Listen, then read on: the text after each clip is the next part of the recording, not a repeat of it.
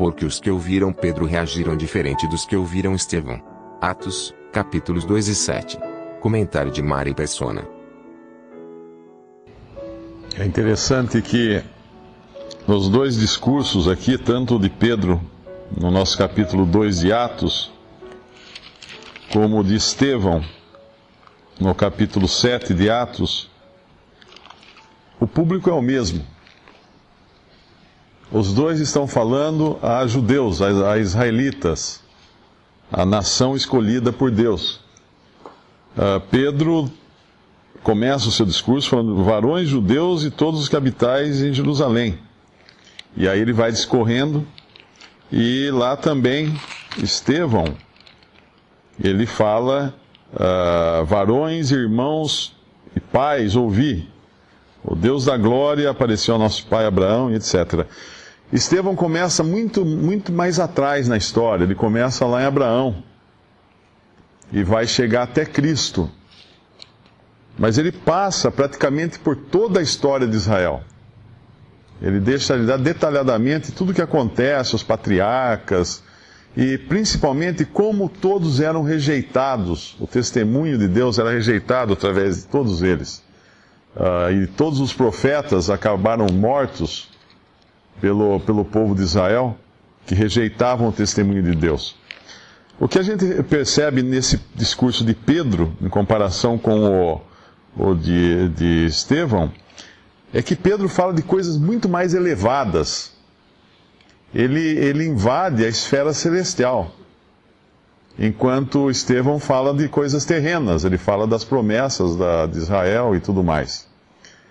E a ênfase de Pedro aqui no discurso dele a esses judeus é obviamente a obra completa de Cristo, que vai à morte, ressurreição e glorificação, assentando-se então à destra de Deus Pai. Ele termina o seu discurso no versículo 34 dizendo: porque Davi não subiu aos céus, mas ele próprio diz: disse o Senhor ao meu Senhor, assenta-te à minha direita. Então ele fala da posição que Cristo ocupa agora no céu. E lá Estevão também, no capítulo 7, ele termina falando praticamente a mesma coisa, quando ele diz que vejo os céus abertos e o Filho do Homem que está em pé à mão direita de Deus. Para Estevão, os céus se abrem. Podemos dizer assim, uma visão muito mais gloriosa, até, se a gente pode comparar, do que essa que Pedro apenas narra.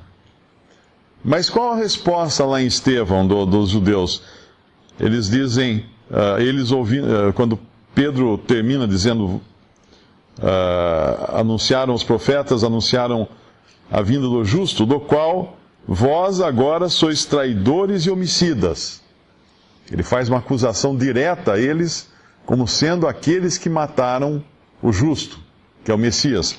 Mas Pedro não deixa por menos, porque quando a gente vai no que Pedro está falando, o versículo 36 de Atos 2 diz: saiba, pois, com certeza, toda a casa de Israel, que a esse Jesus, a quem vós crucificastes, Deus o fez Senhor e Cristo. Então ele deixa bem claro para ambos os públicos aqui a culpa que eles tinham na morte, na rejeição e morte de Cristo. Porém, enquanto os irmãos ali, os judeus ali, em Atos 2, respondem a isso no versículo 37, com um coração apertado, com um coração arrependido, com um coração compungido, e ouvindo eles isto, compungiram-se em seu coração e perguntaram a Pedro e aos demais apóstolos: que faremos, varões e irmãos? No entanto, lá em Atos 7, e ouvindo eles isto, enfureciam-se em seus corações, rangiam os dentes contra ele. E quando Estevão fala que vê a Cristo em pé, à destra de Deus, eles gritaram com grande voz, taparam os seus ouvidos e arremeteram unânimes contra ele. Que reação completamente diferente. Praticamente, nos dois casos, a culpabilidade deles como povo de Israel é expressada de maneira muito clara. Mas uns recebem isso perguntando: o que nós faremos? Com o coração quebrantado. E outros tapam os ouvidos e como que dizendo: nós não queremos ouvir isso. E o que eles fazem? Matam Estevão. Matam, apedrejam Estevão. Nós podemos ver como Deus, na sua misericórdia, Ele tocou o coração desses primeiros aqui em Atos 2, e eles vão então fazer parte agora da igreja, que é o corpo de Cristo. Eles vão ser batizados, eles perguntam o que devem fazer, então vem o batismo, e vem em seguida, eles recebem o Espírito Santo, assim como tinham recebido aqueles que estavam lá, os 120 reunidos no cenáculo, e ali está então o início da igreja. Então não é tão estranho nós vemos que Pedro fala de uma profecia que parece incompleta, porque ela é incompleta. Quando ele fala do que disse o profeta Joel: nos últimos dias acontecerá, diz Deus, Atos 2:17, que do meu espírito derramarei sobre toda a carne, e os vossos filhos e as vossas filhas profetizarão. Os vossos mancebos terão visões, os vossos velhos sonharão sonhos, e também do meu espírito derramarei sobre os meus servos e minhas servas naqueles dias, e profetizarão. Até aqui, muito disso acontece agora em Atos. Mas farei aparecer prodígios em cima no céu, e sinais embaixo na terra: sangue, fogo e vapor de fumo. O sol se converterá em trevas, a lua em sangue, antes de chegar o grande e glorioso dia do Senhor. Aqui não aconteceu ainda, mas vai acontecer. Quando o Senhor Jesus entrou na sinagoga e leu o profeta Isaías, ele também fez a mesma coisa. Ele vai até um certo ponto, ele para na profecia de Isaías que falava dele, porque o que vinha em seguida era juízo. Aqui Pedro não para, mas a execução desse juízo ainda está suspensa até a sua hora, a hora que Deus escolheu para isso.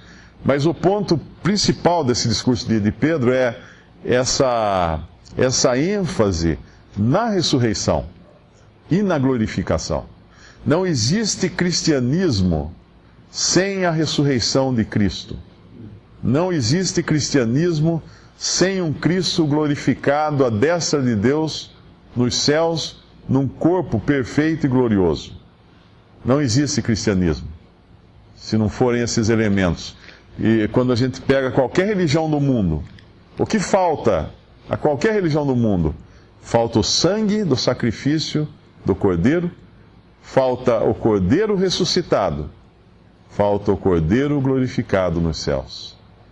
Qualquer religião humana para antes disso. Fica nas boas obras, fazer isso, fazer aquilo, se aperfeiçoar, melhorar aqui, melhorar ali, mas nunca entra no sacrifício do sangue do Cordeiro derramado na cruz.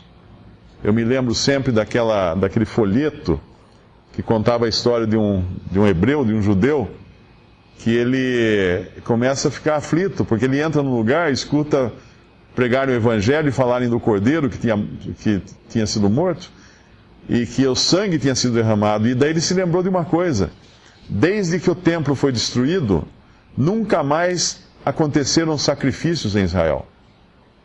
Aqueles animais que eram sacrificados como oferta pelo pecado, nunca mais. Então ele começa a perguntar: cadê o sangue? Onde está o sangue?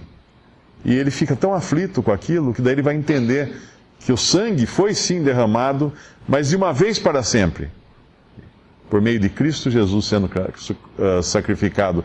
Mas esse sangue derramado não teria nenhum valor para nós, nenhuma valia para nós, se Cristo permanecesse na morte. E aqui Pedro insiste nesse ponto, duas vezes ele fala. Primeiro na profecia, no versículo 27, pois não deixarás a minha alma no Hades, nem permitirás que o teu santo veja a corrupção.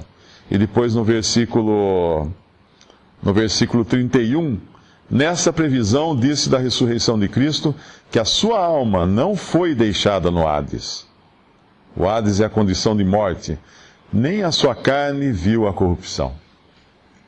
Portanto, quando nós vemos todo o discurso de Estevão lá na frente, falando de tanta coisa que Deus fez por aquele povo, de tanto que Deus insistiu em salvar, em guiar aquele povo para a sua terra, em abençoar aquele povo, e ainda assim eles taparam os ouvidos para Deus, taparam os ouvidos para o testemunho do Espírito Santo.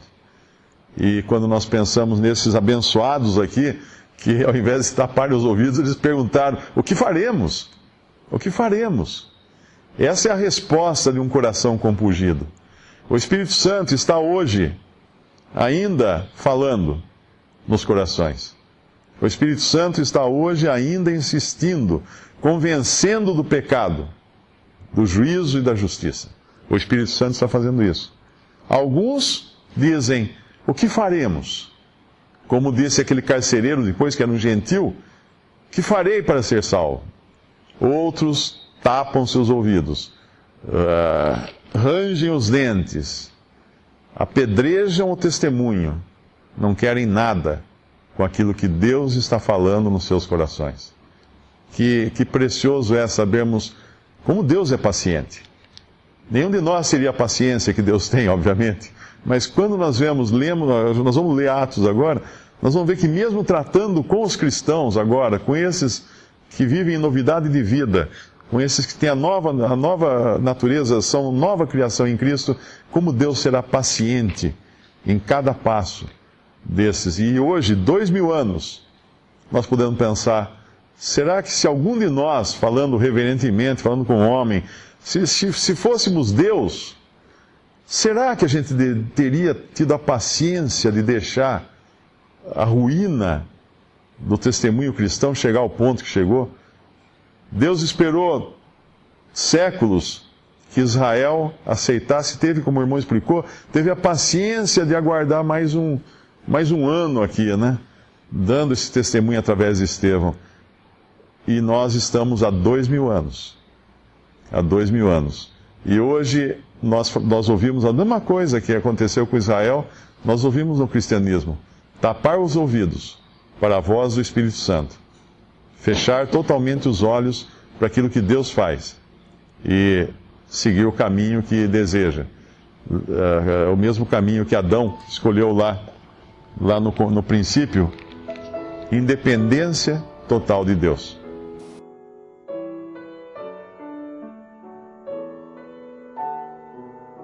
Visite Respondi.com.br. Visite também 3minutos.net.